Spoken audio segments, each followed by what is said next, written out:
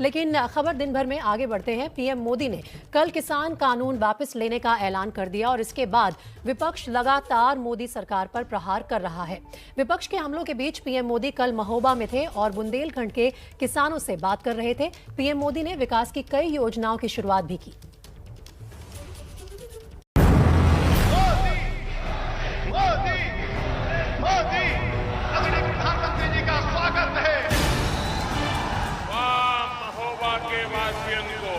कोटि कोटि प्रणाम पहुंचे।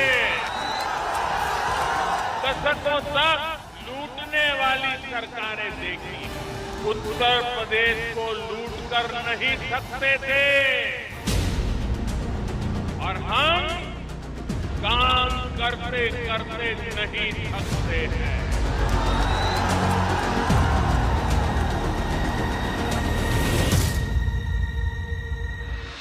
तो मंच सजा, मौका पड़ा था। किसान कानूनों के खात्मे की आमद थी। 3 कृषि कानूनों को वापस लेने का, रिपील करने का निर्णय लिया है। इस महीने के अंत में शुरू होने जा रहे संसद सत्र में, इसी महीने हम तीनों कृषि कानूनों को रिपील करने की संवैधानिक प्रक्रिया को पूरा कर देंगे। प्रधानमंत्री का ये संबोधन किसी तहलके से कम नहीं था।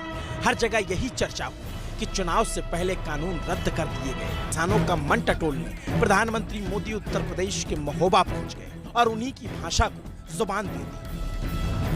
जौन महोबा की धरा में आल्हा, उदल और वीर चंदेलों की वीरता कण कण में समाई है।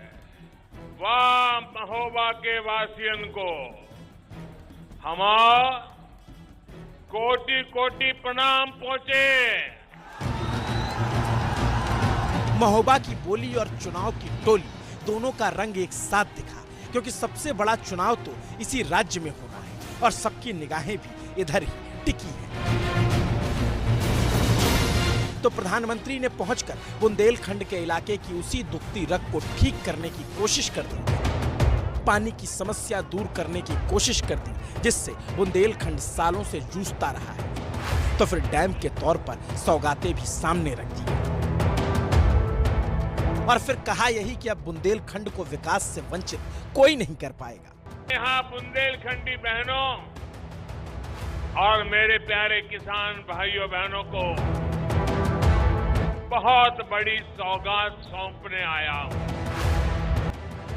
अर्जुन सहायक परियोजना, रतौली बांध परियोजना,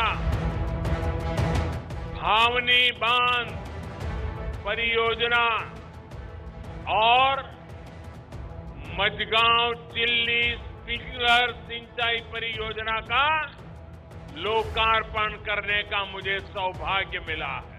3000 करोड़ रुपए से अधिक की लागत से बनी इन परियोजनाओं से महोबा के लोगों के साथ ही हमीरपुर, बांदा और ललितपुर जिले के भी लाखों लोगों को, लाखों किसान परिवारों को लाभ होगा। और वाकई इसमें कोई दो राय नहीं है कि इस अर्जुन सहायक परियोजना से बुंदेलखंड को लाभ मिलने वाला है। अर्जुन सहायक परियोजना की शुरुआत साल 2009 में हुई। बीजेपी सरकार ने उसका बजट 806 करोड़ से बढ़ाकर 2655 करोड़ किया था। परियोजना में 71 किलोमीटर लंबी नहर का निर्माण करा, बांधों को आपस में जोड़ा गया। महोबा के साथ हमीरपुर और बांदा के 168 गांवों के 4 लाख लोगों को इससे पानी मिलेगा। और वही परियोजना पूरी हुई तो चुनावी मोड में प्रधानमंत्री मोदी ने विरोधियों को भी ललकार दिया। दिल्ली और उत्तर प्रदेश में लंबे समय तक शासन करने वालों ने बारी बारी से इस क्षेत्र को उजाड़ने में कोई कसर नहीं छोड़ी। यहाँ के जंगलों को, यहाँ के संसाधनों को कैसे माफिया के हवाले किया गया, ये किसी से छिपा नहीं है। और अब देखिए,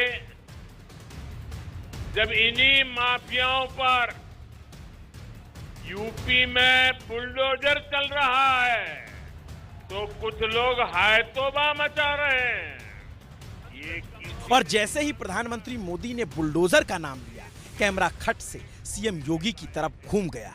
यकीनन मास्क के पीछे एक मुस्कुराहट छिपी थी। प्रधानमंत्री मोदी अपनी बातों से योगी की तारीफ कर रहे थे और इसी कड़ी में उन्होंने योगी को कर्मयोगी तक करार दे दिया।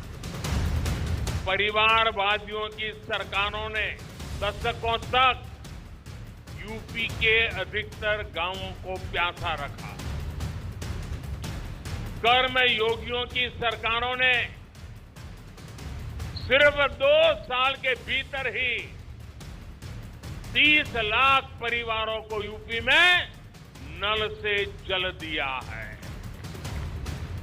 परिवारवादियों की सरकारों ने बच्चों को, बेटियों को स्कूलों में अलग शौचालय, पीने की पानी की सुविधाओं से वंचित रखा। कर्म योगियों की डबल इंजन की सरकार ने बेटियों के लिए स्कूल में अलग टॉयलेट भी बनाए और यूपी के 1 लाख से अधिक स्कूलों, हजारों आंगनवाड़ी केंद्रों तक नल से जल भी पहुंचाया।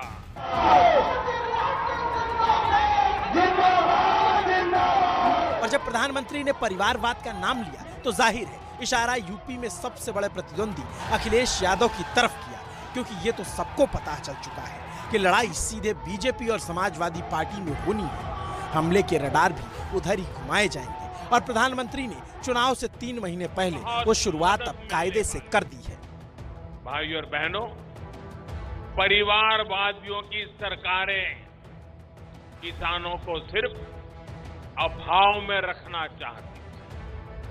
वो किसानों के नाम से घोषणाएं करते थे, लेकिन किसान तक पाई भी नहीं पहुंचती थी।